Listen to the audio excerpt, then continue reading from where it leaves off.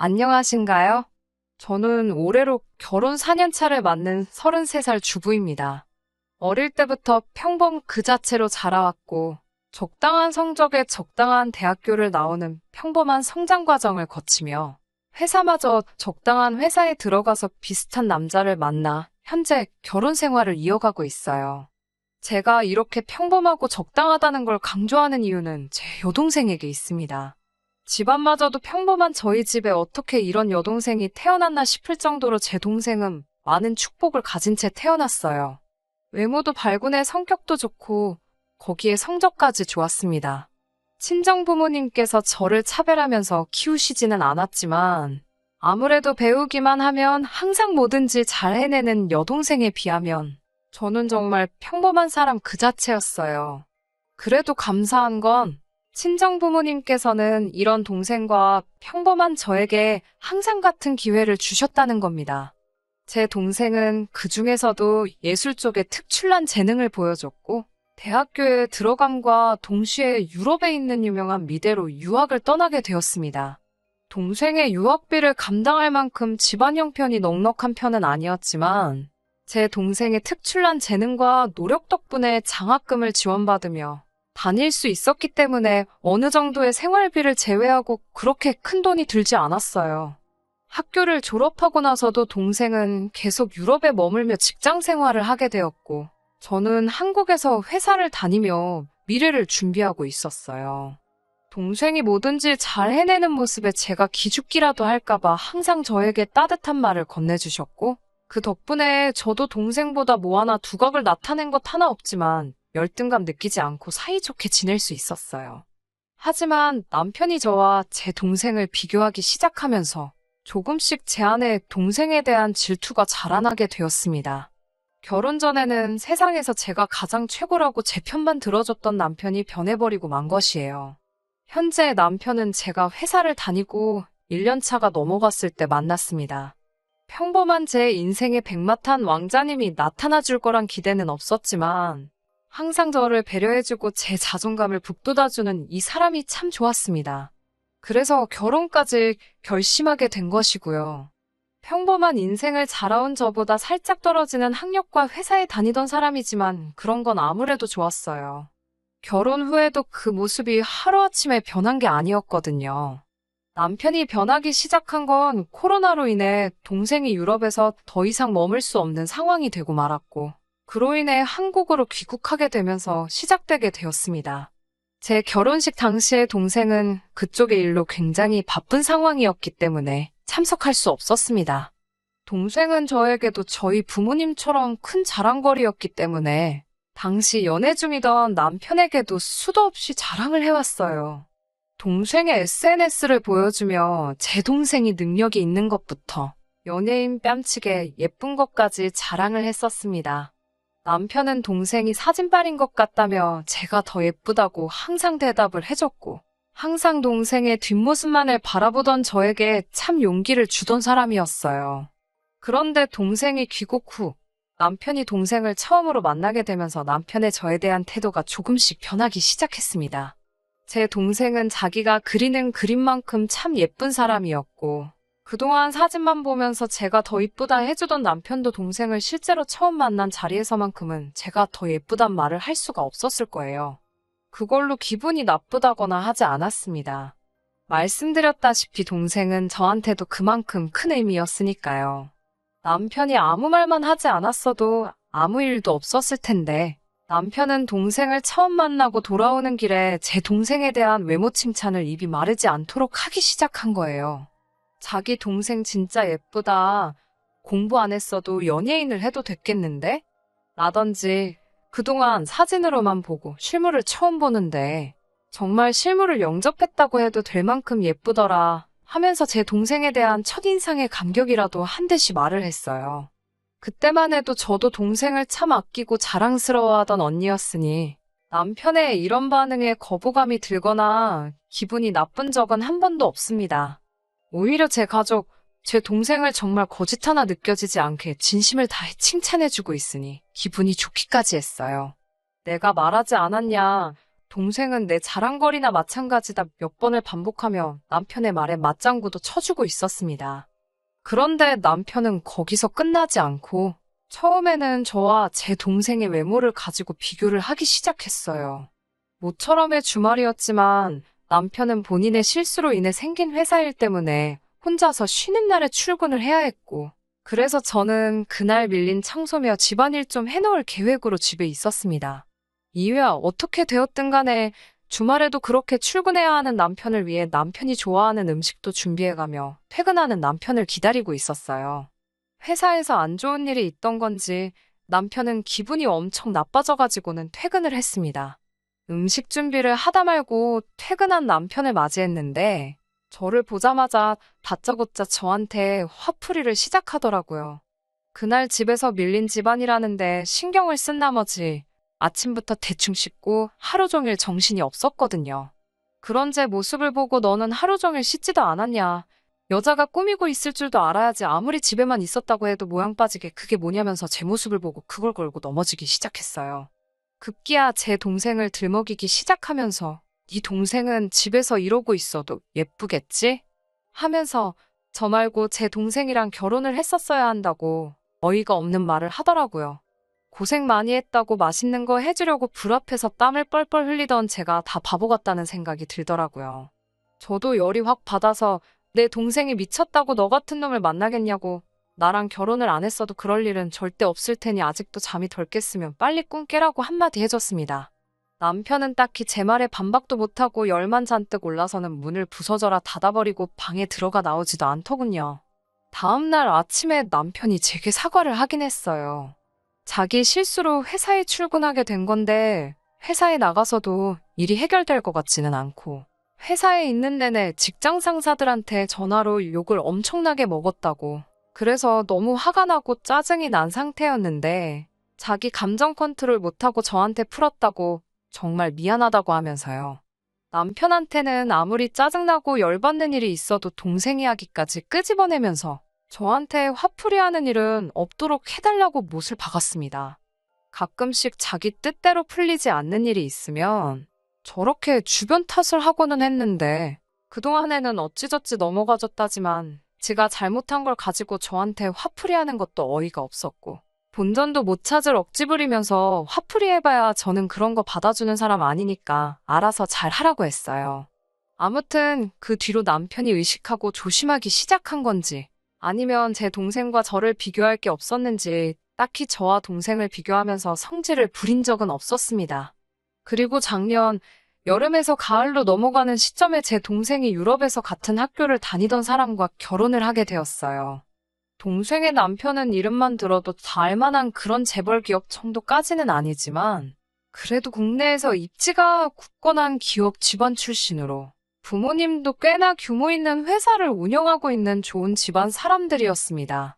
저희 집은 말씀드린 대로 평범하긴 하지만 어느 한쪽으로 기우는 결혼도 아니었고 동생 남편이 동생을 유학 시절부터 애타게 쫓아다니던 사람이고 미술을 좋아하는 동생네 시부모님이 동생이 계속해서 작품 활동을 이어나갈 수 있는 여건을 만들어준다고 제시할 정도로 동생이 손해 하나 보지 않고 가는 결혼이었어요.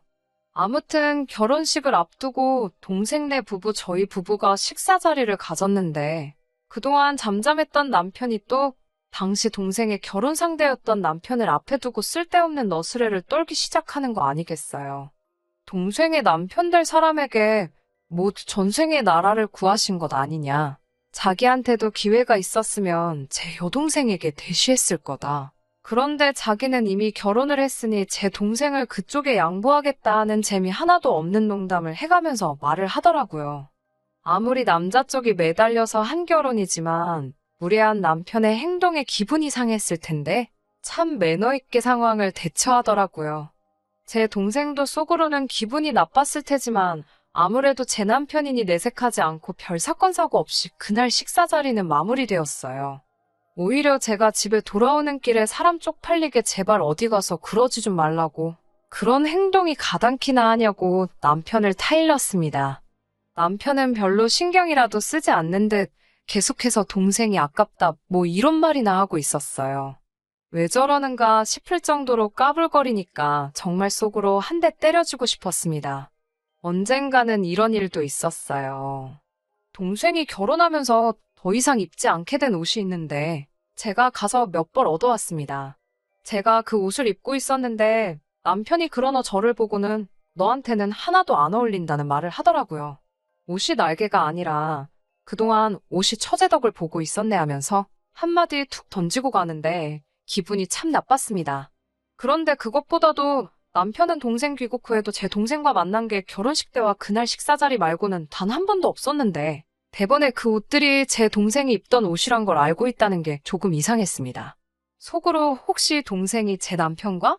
하면서 혼자 이상한 상상까지 하고 노이로제에 걸릴 정도였는데 제 동생이 저를 두고 저한테 무언가를 숨길 사람도 아니고 만에 하나 저한테 뭘 숨기고 있었을지라도 다른 사람도 아니고 저놈을 만날 리가 있겠냐는 생각이 들면서 차츰 그 의심이 옅어졌어요. 이런 사소한 걸로 남편이 저와 동생을 비교하기 시작하니 저도 점점 그게 큰 스트레스로 다가오더라고요.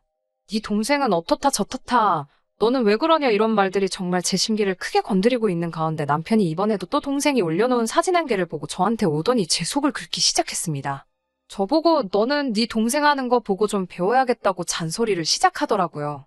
영문도 모른 채 뜬금없이 왜 저러나 싶어서 뭔 소리를 하고 있는 거냐고 무시했어요.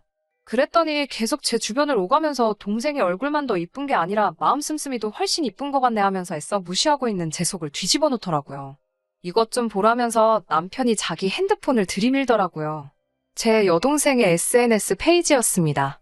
동생의 SNS 페이지에는 동생이 손수 만든 것 같은 음식 사진들이 여러 개 있고 이어지는 사진에는 비싸기로 유명한 명품 브랜드 로고가 잔뜩 박힌 스카프가 있더라고요. 그 내용을 보아하니 제 동생네 시어머니가 생신이셨던 것 같고 제 동생이 자기 시어머니를 위해서 명품 생일 선물과 손수 만든 음식을 차려낸 걸 사진 찍어 올린 것 같더라고요. 그것보다도 남편이 그동안 저 몰래 제 동생 SNS를 팔로우하고 있었고 동생의 일상을 염탐하고 있었다는 사실을 알게 되었습니다. 제가 여동생 옷을 받아와 입었을 때 동생이 훨씬 잘 어울린다고 하던 말이 어떻게 알고 있던 건지 다 설명이 되더라고요. 동생이 사람들 보라고 공개된 자기 SNS에 직접 찍어 올린 사진이니 남편이 못할 짓을 한 거라고 생각을 하지는 않았지만 그렇게 매번 저 모르게 제 여동생 사진을 보면서 무슨 옷을 입고 사진을 찍었는지 기억하고 있다는 생각을 하니까 조금 섬뜩하기는 했어요. 아무튼 제 동생이 동생네 시어머니에게 이렇게 잘하고 있는 것 좀 보라면서 저보고 너는 우리 엄마 생신 때 해준 게 뭐가 있냐고 하더라고요. 지난 생신 때 용돈 하시라고 20만 원 드리지 않았냐 했더니 제 동생이 올린 사진 속에 명품 스카프만 해도 20만 원이 넘을 거라고. 그런데 거기에 정성 들여 차린 생신상까지 차려드리지 않았냐며 저보고 언니로서 뭐 느끼는 거 없냐고 잔소리를 하더라고요.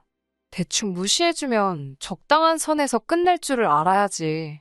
계속 대꾸했다가는 그날 하루가 다 지나갈 때까지 옆에서 꿍시렁대면서 있을 것 같고 저도 더 이상 남편의 가스라이팅에 제가 사랑하는 제 여동생을 시기하고 제 자존감 상해가면서 견뎌내지 말아야겠다는 생각이 들었습니다.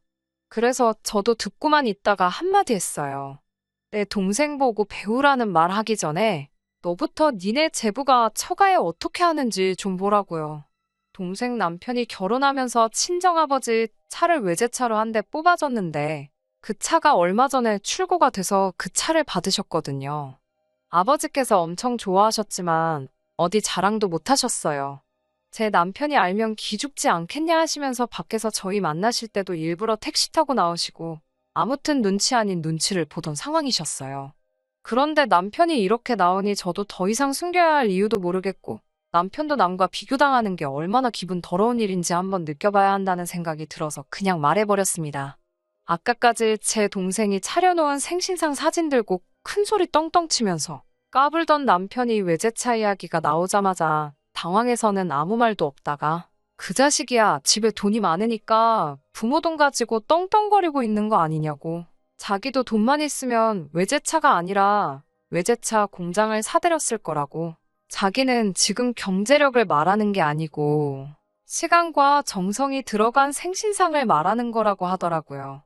저처럼 정성 없이 얼마 되지도 않는 푼돈 가지고 때우려는 것부터 이미 글렀다고 제 동생 마음 씀씀이를 보고 배우라고 하는 말이라고 입에 거품을 물면서 떠들었어요. 제부가 해준 게 외제차뿐이겠냐고, 동생 남편이 저희 부모님께 잘하는 만큼 동생이 잘하는 거 아니겠냐고 한마디 했죠. 너야말로 우리 부모님한테 뭐 하나 해준 적이 있냐? 경제력 이야기도 잘 말했다고. 아무리 제부가 잘 나간다고 한들 외제차를 마음먹으면 한 대씩 뽑을 재력이 되겠냐고. 아무리 못해도 1년치 월급은 다 털어야 할 텐데 너는 한 달치 월급만큼의 선물이라도 한 번 해드린 적이 있냐고 따졌습니다. 적어도 너가 우리 부모님한테 먼저 잘했으면 나도 내 동생이 한 만큼 했을 거다. 매일같이 너 밥 해먹이는데 생신상 차리는 게 뭐가 어려운 일이겠냐고. 단지 내가 안 한 건 내가 그 생신상을 직접 차려낼 만큼 너가 먼저 나서서 우리 부모님한테 뭐 하나 해준 게 없어서 안 해드린 거라고 쏘아댔어요. 나한테 먼저 뭘 바라기 전에 너가 먼저 좀 해보라고. 외제차가 아니라 외제차 모형을 사드려도 마음에서 우러나와서 친정부모님 챙겨준 거면 저도 생신상을 음력양력 다 쳐서 1년에 2번씩도 차려드릴 수 있다고 했습니다. 그제서야 남편이 입을 다물더군요. 아마 분해도 엄청 분했을 거예요. 괜히 본전도 못 찾을 소리 해가지고 욕이란 욕은 있는 대로 먹고 자기 능력 없는 것까지 싸잡혀서 저한테 한 소리 들었으니까요. 그동안 남편이 저를 제 동생과 비교해가며 후려치는 동안 제가 아무 말도 안 했으니 자기는 엄청 잘났고 대단한 사람이고 저는 아무것도 아닌 사람으로 생각했나 본데 그렇게 기고만장하고 우쭐해 있었다는 생각을 하니 저도 그동안 이걸 왜 다 참아내고 아무 말도 안 했는지, 그리고 저렇게 꿀먹은 벙어리 마냥 아무 말도 못하고 낑낑대고 있는 남편을 보니 속이 후련하기도 하고 대응하지 않고 가만히 있던 제가 후회가 되기도 하더라고요. 배우자가 서운하게 만들거나 아무리 배우자라도 부당한 대우를 했을 때 참는 건 좋은 생각이 아니라는 생각이 드네요. 그동안 그 말들을 참아내면서 잠시나마 제가 동생을 시기 질투하고 미워할 뻔도 했다는 사실에 참 제가 생각해도 제 자신이 너무 한심하네요. 아무튼 더 이상 남편도 저를 동생과 비교하지 못할 테고 저를 우습게 알고 행동하지도 않을 테니 이걸로 다 잘된 거라 생각하고 앞으로는 잘 지내보려고요. 본의 아니게 제 남편을 제가 무시하면서 제 얼굴에다 침 뱉은 기분도 들기도 하고 괜히 기죽은 남편 보니까 조금 미안한 마음까지 드네요. 생신상은 차려드리지 않겠지만 그래도 남편 기 좀 세워줘 볼까 합니다. 안녕하세요. 그간 별일 없으셨나요? 제가 사연 보낸 지도 벌써 5개월이 다 지나가네요. 시간이 정말 빠르게 흘러가는 것 같습니다. 후기를 보내는 이유는 따로 있어요. 남편하고는 결국 이혼을 했거든요. 동생한테는 그 일이 있고 며칠 뒤에 전화해서 내 남편이 너 SNS를 매일같이 몰래 보고 있는 것 같으니 차단해 놓으라고 말도 해놨어요. 아무튼 그날 이후로 남편하고는 냉전 상태로 한동안 지내게 되었습니다. 그렇게 대판 싸우고 난 다음부터 한동안은 저도 남편에게 잘 해주려고 노력했지만 잘해주겠다 아무리 마음을 먹어봐도 선뜻 그렇게 되지가 않더라고요.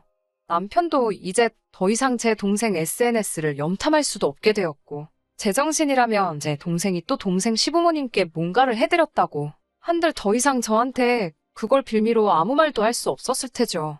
남편과 맞서 싸운 게 화근이었을까요? 아무리 노력해봐도 한 번 박살난 신뢰를 돌이킬 수가 없더라고요. 냉전 상태가 끝이 났지만 서로가 서로의 눈치를 보고 있다는 느낌이 든다고 해야 할까요? 남편도 그 이후로 저를 무시하는 발언을 하는 일이 한 번도 없었지만 오히려 그러고 있는 게 제 눈치를 보고 있다는 느낌도 들고 서로가 서로에게 거짓된 마음으로 대하고 있는다는 생각이 들었어요. 혼자 몇 날 며칠을 고민을 하다가 남편을 불러 이제 그만하자고 제가 먼저 말을 꺼냈습니다. 그래도 눈치는 있는지 그만하자는 게 무슨 뜻이냐 묻길래 이혼하자고 하는 말이라고 사실대로 이야기했습니다. 남편은 그제서야 허둥대면서 뭘 한번 싸운 걸 가지고 이혼까지 하냐고 자기가 무조건 잘못했다고 다시 생각해달라고 말을 해왔어요. 당신한테는 한 번 싸운 거겠지만 나는 동생이 귀국한 뒤로부터 거의 매일같이 같은 기분이었다. 당신이 처음 나를 내 동생과 비교한 그날에 이미 우리는 더 이상 함께할 수 없는 사이가 된 것 같다고. 오래된 고름이 이제서야 터진 거니 절대 내가 홧김에 말이 아니란 걸 알아달라고 말했어요. 우리를 이어주던 바윗덩어리 같던 신뢰가 전부 바스라져 모래알갱이처럼 되어버렸다고. 아무리 담으려 해봐도 손 안에서 다 쏟아져 나가 다시 담아낼 수가 없고 저도 굉장히 오래 고민하고 고통스러워하다 내린 결정이니 이해해달라고 했습니다. 남편은 어떻게든 제 마음을 다시 돌려보려고 노력했지만 돌릴 수 없었어요. 마음대로 되지 않아 짜증이 났는지 그때부턴 저에게 화를 내기 시작하더라고요. 그깟 이혼해주겠다고 자기가 언제 틀린 말 한 적이 있냐고 당신이 당신 동생보다 잘난 거 하나 없는 건 사실이지 않냐고 끝까지 저를 깔아뭉개더군요. 그런 식으로 나올 줄은 몰랐지만 덕분에 이혼하기는 한결 더 쉬워졌습니다. 남편이 저를 무시하며 욕하는 발언을 전부 녹음기에 담아내었거든요. 남편에게는 이걸 증거로 위자료 청구까지 할 수 있지만 합의 이혼해주면 위자료까지는 청구하지 않겠다고 말했어요. 아파트 같은 경우에는 7대3으로 나눠 제가 7남편이 3을 갖는 조건이었고요. 이 또한 결혼할 때 들고 온 돈만큼을 그대로 적용해서 나눈 거니 불만 갖지 말라고 했더니 남편은 위자료까지 뜯길 봐야 그거라도 받아가야겠다고 생각했는지 순순히 그렇게 하겠다 하더라고요. 이혼은 아무 탈 없이 생각했던 것보다 훨씬 빠르게 이루어졌습니다. 이혼이란 게 정말 생각보다 별거 없더군요. 아무튼 제가 이렇게 후기까지 보내게 된 이유는 얼마 전에 벌어진 일 때문인데요. 위자료를 이유로 재산 분할을 유리하게 한 건 맞지만 말씀드린 대로 제가 더 해온 게 많았기에 사실 결혼할 때 들었던 비율 그대로 나눈 거고 이혼할 때도 남편이 처음에 잠깐 매달리기는 했지만 포기를 빠르게 한 편이라 제가 이기고도 조금 찝찝한 기분이었어요. 그런데 정말 의외의 곳에서 남편의 최근 소식을 전해 듣게 되었네요. 제부의 회사가 계약건으로 남편이 있던 회사와 커넥션이 생겼다고 들었습니다. 큰 계약건을 앞두고 제부가 직접 나섰고 남편 회사에서는 남편이 자기가 그 사람 잘 안다고 설레발을 치며 그 자리에 따라 나왔다고 합니다. 공적인 자리에서 그나마도 한두 번 본 사이라고 이혼까지 했는데 아직도 형님 노릇을 하며 조금 프로페셔널하지 못하게 굴었나 봐요. 큰 계약건이었는데 남편의 태도를 이유로 계약이 뒤집어져 버린 거예요. 제부가 사적인 감정으로 저를 위해서 계약을 뒤집어 버렸다고 생각하지는 않아요. 공과 사는 확실한 사람들이니까 분명 남편의 행동 때문에 신뢰도가 떨어졌던 게 더 컸을 겁니다. 아무튼 그렇게 계약건은 날아가 버리고 남편은 그 책임 문제로 회사에서 잘렸다는 소식을 들었어요.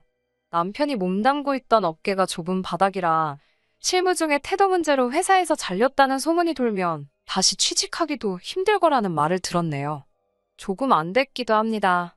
이혼해서 가정도 잃고 이제는 직장까지 잃게 되었으니까요. 아직도 제 손으로 직접 한 방 먹여주지 못한 게 아쉽기는 하지만 이 정도면 충분히 벌을 받은 거라고 생각합니다. 이제라도 마음 고쳐먹고 남을 평가하기 전에 자기부터 되돌아볼 줄 아는 겸손한 사람이 되었으면 좋겠네요. 걱정이 하나도 되지 않지만 이제는 마음 씀씀이 고쳐먹고 어디 가서 밥은 굶지 않고 잘 살면 좋겠네요. 왜냐하면 저는 앞으로 더 행복하게 잘 살 계획이니까요. 사연이 기억 안 나시는 분들도 많으실 텐데 저의 요즘 행복한 근황을 전해드려보려고 이렇게 사연 보내봤습니다.